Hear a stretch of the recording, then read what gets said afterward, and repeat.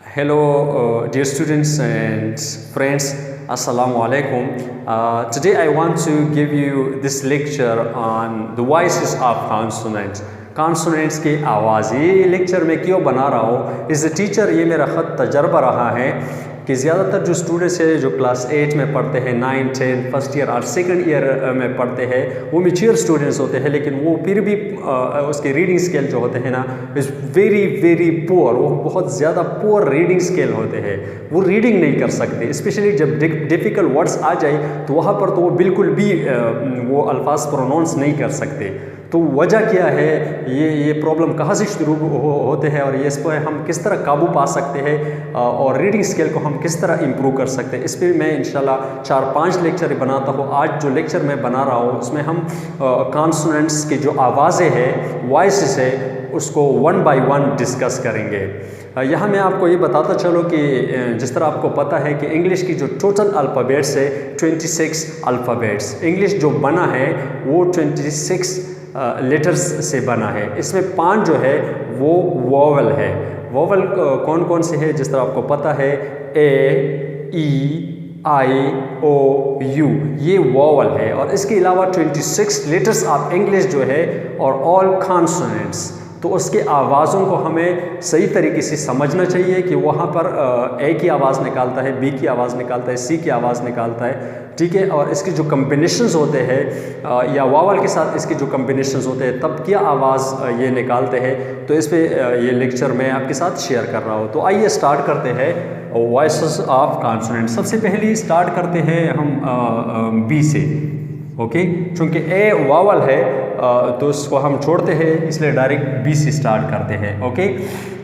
तो बी का जो आवाज़ है, नॉर्मली अगर हम उर्दू में इसके आवाज़ बनाएं तो ये बा का आवाज़ निकालता है, बी पर बा, ओके।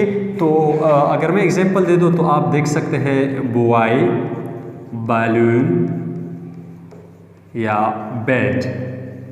तो इसमें ये जो बी है ये बे का आवाज़ निकाला है, बा, बॉय, बैलून, बेड। तो ये हो गया बे। तो इसके बाद जो आता है वो है सी। सी का जो आवाज़ है वो इंग्लिश में होगा काफ का आवाज़, काफ का आवाज़ होगा। तो ज़्यादातर लोग इसमें कंफ्यूज है, जो स्पेशली स्टूडेंट्स होते हैं कि सी, तो अगर उर्दू में हम देखते तो सीन का आवाज़ निकालता है से, तो इसमें कंफ्यूज हो जाते हैं। लेकिन इसका जो बेसिक साउंड है वो उर्दू में आप कह सकते हैं कि काफ है, ठीक है। अगर मैं एग्जांपल दे दूँ तो आप कॉमन एग्जांपल में कैच एंड खाओ या कुआर्ट। तो इसमें जो हम सी के देख सकते हैं, इसकी वॉइस आप देख ले, C for cat, C for cow, C for quart, okay. लेकिन सी का एक सॉफ्ट साउंड भी है, ओके। अगर सी सॉफ्ट साउंड देता है तो वो सी या तो सी ई के साथ होगा, सी आई के साथ या सी वाई के साथ। तो ये फिर ये निकालेंगे सॉफ्ट साउंड। सी के साथ अगर ई आ जाए या सी इज़ फॉलोड बाई आई, उसके साथ आई आ जाए या सी वाई आ जाए, तो ये आवाज़ निकालेंगे सीन के, ओके। तो इसमें जो कंफ्यूजन था वो आप यहाँ पे आसानी से समझ सकते हैं। सी फॉर काफ, अगर सी के बाद सी आई, सी ई, सी आई या सी वाई आ जाए तो वो सीन का आवाज़ निकालेंगे। फॉर एग्जांपल साइकिल, सी के बाद वाई आया है, या सिमेट्री या सिनेमा। तो आप इसमें सी की आवाज़ देख सकते हैं कि सी के बाद जो वाई है इसलिए सीन का आवाज़ निकालता है साइकिल, सी के बाद ई है सिमेट्री और सी के बाद आई है सिनेमा, ओके। इसके बाद है सी सी। तो सी सी, डबल सी अक्सर वर्ड्स में इंग्लिश में आते हैं। तो डबल सी से अगर आ जाए तो इसको हम अलिफ बा ता सा में आवाज़ नहीं दे सकते। तो इंग्लिश में अगर हम इसको आवाज़ दे दें तो ये आवाज़ देगा के एस का। सी जब आ जाए तो उसकी प्रोनाउंसिएशन होगी KS। आइए एग्जाम्पल में देखते हैं। Okay, success, access. तो ये दो एग्जाम्पल मैं आपको दे देता हूँ। इसमें BCC है, यहाँ पे BCC है, लेकिन इसके आवाज़ CC का नहीं होगा। जिस तरह मैंने कहा था कि सी का खाप का आवाज़ है तो CC हो गई, तो ये इसका मतलब होगा कि डबल खाप का आवाज़ हम निकालेंगे। इस तरह नहीं है, CC का KS आवाज़ होगा। तो इसको अगर हम आवाज़ दे दें तो ये इस तरह हम लिखेंगे, सक CC की जगह उसका प्रोनाउंसिएशन लिखते हैं KS ESS। तो इसमें भी इस तरह हम करते हैं, CC की जगह हम लिखते हैं KS। तो अभी आइए इसकी आवाज़ देखते हैं, सक्सेस, एक्सेस। KS CC की जगह लिखते हैं, ओरिजिनल स्पेलिंग होंगे वो ये CC का, लेकिन प्रोनाउंसिएशन होंगे KS का, सक्सेस, एक्सेस, एक्सेस। ओके, इसके बाद है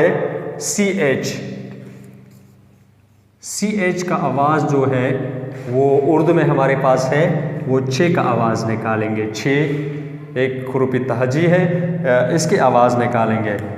एन एग्जाम्पल, चैलेंज या चॉइस। इसमें आप देख लें तो CH छे का आवाज़, CH छे का आवाज़। Okay, challenge and choice. हाँ, एक और बात यहाँ पे हमें याद रखने, कुछ एक्सेप्शंस है इसमें। एक्सेप्शंस का मतलब ये है कि कहाँ पे ऐसे अल्फाज भी है इंग्लिश में जिसमें CH आते हैं लेकिन वो CH के आवाज़ नहीं देते। फॉर एग्ज़ाम्पल CH अगर हम वो दूसरी अल्फाज में देखें जिसको हम एक्सेप्शंस कहते हैं, वो एक्सेप्शंस मैं यहाँ पे लिखता हूँ। एक्सेप्शंस का मतलब ये है कि वो इस रूल्स के बाहर है। CH का जो आवाज़ है वो इसके बाहर है, इसके दायरे में नहीं आते हैं। जिस तरह है कोरियोग्राफर,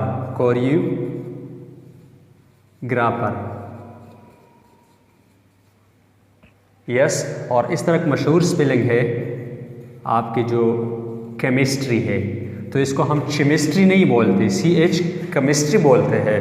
या कोरियोग्राफर जो होते हैं, जो एक मूवी में जब एक गाने का जो डांस का तरीक़ाकार होता है, उसके सीक्वेंस होते हैं, उसके जो टिक्स होते हैं या उसके जो तरीक़ाकार होते हैं वो बताते हैं, उसको कोरियोग्राफर इंग्लिश में कहते हैं।